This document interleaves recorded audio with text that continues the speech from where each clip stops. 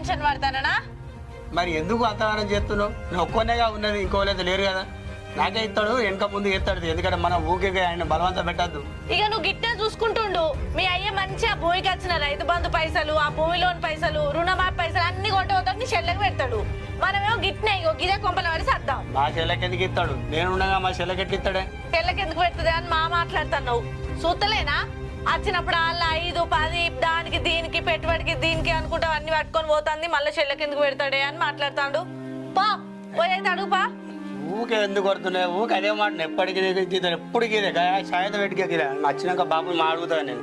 అది ఇప్పుడు ఎట్టుకోతున్నా పొలం కాడ అట్లా పోయేస్తా, బాబుని అడుగుతా కానీ సాయంత్రం పెట్టు వచ్చే వరకు పోతున్నా.